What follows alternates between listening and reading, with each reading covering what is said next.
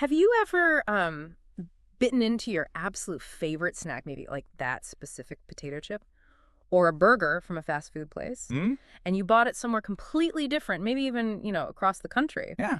and it tastes identically the same, Yeah. like every single time, down to the tiniest detail? Oh, absolutely. It's kind of wild, isn't it? That consistency. It's definitely not just luck of the draw. Right. It feels almost too perfect. Yeah. And that precise, reliable taste. That's really what we're diving into today. Sure. We're looking at the science behind it, food engineering and flavor replication. And to figure out how they pull it off, we've been digging into some really interesting sources. Excerpts about like the engineering of iconic snack flavors, Yeah. how the scientists actually do this stuff. Exactly. So our mission here is to unpack that science. How do these huge companies manage to reverse engineer flavors, textures, even the smells, Right. to make totally sure that snack tastes the same in London as it does in Los Angeles? Well, it's quite a process. It involves a mix of things: chemical analysis, sensory testing, and really getting the texture just right. It's less like cooking, more like, well, lab work. What struck me from the sources was the detail. They mentioned using things like gas chromatography to get that flavor fingerprint. I honestly thought that was mostly for, like, crime labs. Huh, yeah, it sounds like it, but it's a massive tool in food science, too. Gas chromatography lets scientists break down all the aroma compounds in a food, the volatile chemicals. Okay. So they can basically create a really precise chemical map of its unique flavor. It's not guessing. They're mapping it out molecule by molecule to know exactly what needs copying. So they get this, like, chemical recipe, but taste isn't just chemicals, is it? There's the feel, the texture, that perfect crunch or how creamy something is. Oh, absolutely critical. Yeah, The sources made that really clear. Texture is just as engineered. totally. They engineer texture using specific ingredients, things like starches, emulsifiers. Mm. Those help oil and water mix nicely. Yeah. And fats, too.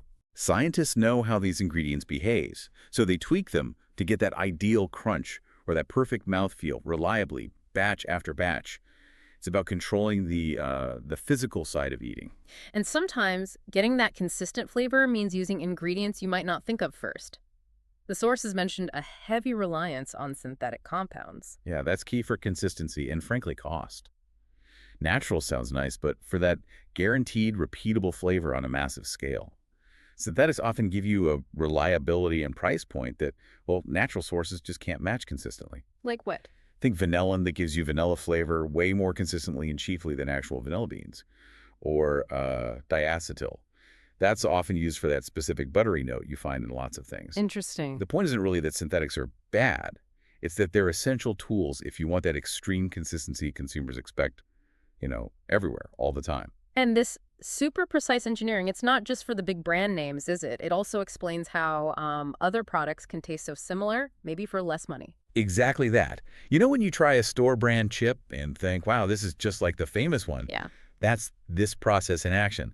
Food engineers literally decode the brand name stuff, analyze the flavor with GC, check the texture, and then they work backwards. Huh. They figure out how to recreate that experience using maybe different, more cost-effective ingredients that mimic the original. Okay, that makes sense. And you mentioned sensory evaluation earlier. Where does that fit in after they've got the map and the texture bits sorted? Right. So sensory evaluation kind of closes the loop. After all the chemistry and the physical engineering, they use trained taste panels and consumer tests, too. Ah, okay. To basically check, does this engineered thing actually taste and feel like the target we decoded? Mhm. It's the human check, making sure the science actually delivered the experience they wanted. Got it. So, okay, it's about making snacks taste the same and copying them. But the sources suggested the science goes way beyond just chips and cookies, right? Oh, definitely. This deep understanding of ingredients and flavors, it's fundamental elsewhere, too. Yeah. Think about developing convincing diet products. Right. Or creating plant-based alternatives that actually taste and feel like meat or dairy. That's huge right now. And it also helps with sustainable food production, making foods that might be healthier or last longer or just be cheaper to make. Wow. So the same science that guarantees my chip crunch is also, like, shaping the future of food. Pretty much. It's underpinning a lot of innovation across the whole food industry. Okay, so let's wrap this up. That weirdly consistent taste in your favorite snack. Not magic. It's very deliberate engineering. Yep. built on things like mapping flavor chemicals with gas chromatography, Mm. carefully controlling ingredients like starches and fats for texture, and using synthetic compounds like vanillin or diacetyl for that reliable taste, reliably at scale. And that explains why store brands can nail the taste of premium ones. They've basically been decoded and rebuilt. Exactly. And remember, these same techniques are having a big impact, way beyond snacks and diet foods, plant-based stuff, sustainable food systems, making food potentially better, longer lasting, more accessible. Which leaves us with something to chew on based on all this. How does knowing that your favorite tastes are so scientifically engineered, how does that change the way you think about the food you grab every day?